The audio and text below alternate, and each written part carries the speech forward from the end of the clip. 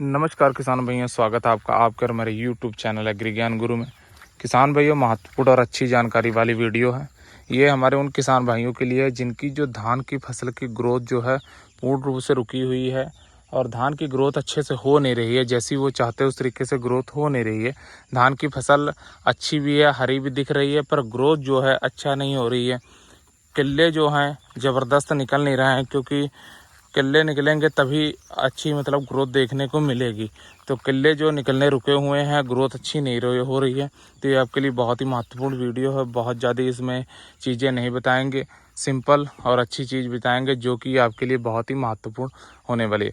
किसान भाइयों, अगर आपने धान की रुपाई कर दी और फसल तकरीबन 30 दिन की होने वाली है और आपने दूसरी यूरिया भी डाल दी है और उसके बावजूद भी जो ग्रोथ है अभी तक रुकी हुई है, ज़बरदस्त ग्रोथ आपको देखने को नहीं मिल रही है, बहुत अच्छी ग्रोथ देखने को नहीं मिल रही है, तो ये आपके लिए बहुत ही महत्वपूर्ण वीडियो। किसान भी इसके लिए क्या करना है कि सबसे पहले तो आपको देखना है कि आपकी जो ग्रोथ रुकी इसका कारण क्या है। ग्रोथ रुकने के कई कारण हो सकते हैं, जैसे कि किसान भाइयों, अगर खेत में सूखा है, अगर पानी की मात्रा कम है, नमी नहीं है और सूखा ज़्यादा है, तो ग्रोथ रुकने का सबसे पहला ये भी कारण हो सकता है।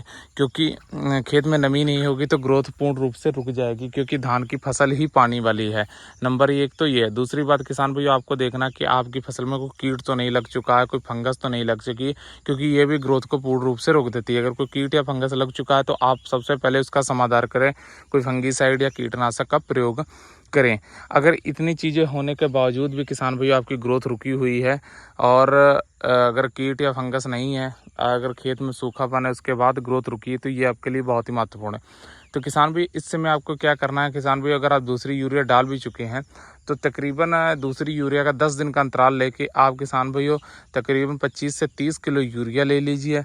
प्रति एकड़ के हिसाब से 25 से 30 किलो यूरिया लेके उसमें किसान भैया 1 किलो ह्यूमिक एसिड मिला दीजिए। अगर आपने नहीं डाला है तो 1 किलो ह्यूमिक एसिड डाल दीजिए और उसमें किसान भैया आप तकरीबन कोई ग्रोथ प्रमोटर ले लीजिए। अगर ग्रोथ प्रमोटर भी नहीं डाला है, जैसे सागरिका वगैरह 7-8 किलो इसको मिला लीजिए। प्रति एकड़ के हिसाब से 8 किलो आप सागरिका ले लीजिए, 1 किलो ह्यूमिक एसिड और 25 से 30 किलो यूरिया ले लीजिए।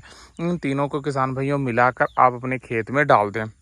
उसके बाद बेहद ही अच्छा रिजल्ट देखने को मिलेगा। अगर आप ग्रोथ प्रमोटर सागरिका वगैरह नहीं डाल रहे हैं तो आप 15 से 20 किलो किसान भाइयों सरसों की खली ले सकते हैं। इसको भी मिक्स करके यूरिया के साथ आप डाल सकते हैं। उसके बाद किसान भाइयों आपकी रुकी हुई जो ग्रोथ है बहुत ही ज़बरदस्त देखने को मिलेगी और धान के ज़बरदस्त कल्ले निकलेंगे और ज़बरदस्त ह्यूमिक एसिड जो है किसान भाइयों ये काम करेगा, नीचे से जड़ का विकास करेगा, जड़ तगड़ी होगी और ग्रोथ प्रमोटर जो है किसान भाइयों वो कल्ले निकालेगा। तो दोनों चीज़ें एक साथ में देंगे तो किसान भाइयों क्या होगा कि जड़ों का विकास और उसके साथ साथ कल्ले जो है ज़बरदस्त निकलेंगे और बहुत ही तेज़ी से दौड़ने लगेंगे। पर एक चीज़ का ध्यान रखना, इतनी चीज़ें डालने के बाद किसान भाइयों अगर खेत में हल्की नमी भी है, अगर नहीं भी, इतनी चीज़ें डालने के बाद 1 से 2 इंच किसान भाइयों तुरंत 24 घंटे के अंदर अंदर खेत में पानी लगा दीजिए, जिससे कि 1 से 2 इंच जो खेत में पानी रुका रहे और तभी ये चीज़ें अच्छे से वर्क कर पाती हैं।